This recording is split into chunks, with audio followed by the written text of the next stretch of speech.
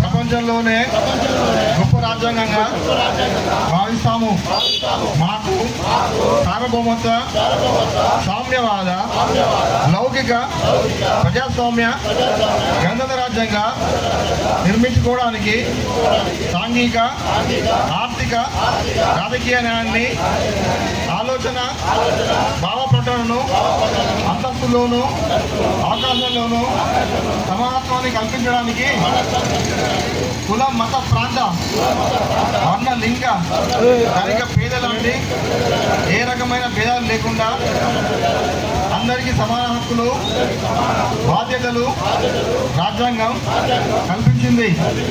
ఇటీవల పరిణామాలు రాజ్యాంగ స్ఫూర్తిని దెబ్బతీస్తూ ప్రజాస్వామ్య విలువలను కాలరాస్తూ సమాజంలో అశాంతి నెలకొల్పుతున్నాయి. విభేదాలు సృష్టిస్తూ రాజకీయ మనుగడ కోసం విద్వేషాలను రెచ్చగొడుతున్నాయి. ఇలాంటి తరుణంలో శాంతి, అహింసలను మూల సూత్రాలుగా మనకు బోధించిన మహాత్ముడు స్ఫూర్తిగా మనుషులంతా ఒక్కటే అంటూ రాజ్యాంగంలో అందరి అందరికీ సమాన హక్కులు కల్పించిన డాక్టర్ బాబాసాహెబ్ అంబేద్కర్ ఆశయాలను అమలు చేస్తూ మన గొప్ప రాజ్యాంగానికి కాపాడుకోవడానికి చిత్తశుద్ధితో అంకిత భావంతో అహర్నిశలు కృషి చేస్తున్నానని ప్రమాణం చేస్తున్నాను. జై బాబు అంటే గాంధీజీ గారు ఏఐసిసి జాతీయ అధ్యక్షుడై ఈ యొక్క 2025 సంవత్సరానికి దాదాపు 100 సంవత్సరాలు అయిపోయింది కాబట్టి బాబు గారిని గుర్తు చేసుకుంటూ జై బాబు అనే నినాదంతో మరియు జై భీమ్ అంటే జ్ఞానం వర్ధిల్లాలి ఆ యొక్క డాక్టర్ బాబాసాహెబ్ అంబేద్కర్ చెప్పిన బడుగు బలహీన వర్గాల ఆహజ్యోతి వారు మనకు రాజ్యాంగం అందించడం జరిగింది.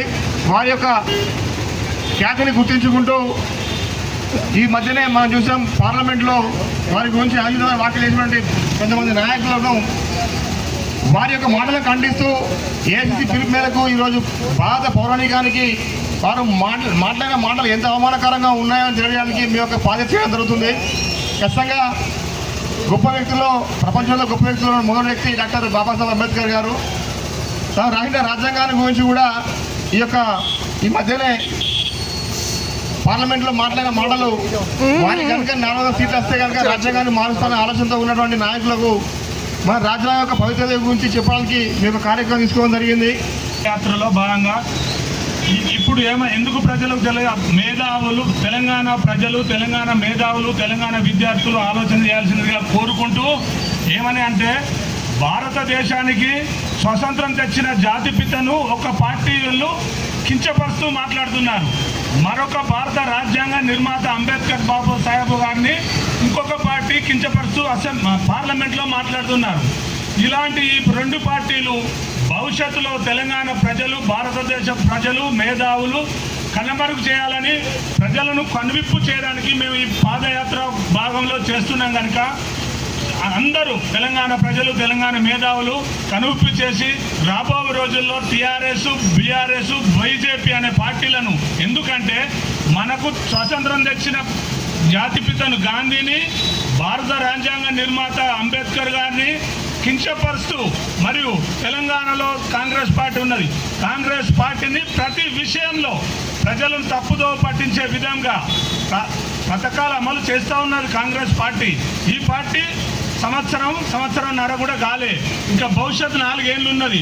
చిన్న సమస్య రాగానే ఈ రెండు పార్టీలు ప్రజలను తప్పుదో పట్టించే విధంగా తప్పుడు సోషల్ మీడియాలో ప్రచారం చేస్తూ ఇవన్నీ ప్రజలను తప్పుదో పట్టిస్తున్నాయి. కాబట్టి ఇది దానిలో ఈ భాగంగా ఈ పాదయాత్ర కూడా జరుగుతున్నది. తెలంగాణ ప్రజలు ఆలోచన చేయాల్సిన రోజు ఆసన్నమైంది. ఎందుకంటే 4 సంవత్సరాలు ఉన్నది కాంగ్రెస్ పార్టీకి. ఒకటేనుక ఒక పథకం అమలు చేసే విధంగా ఆలోచన చేస్తున్నది.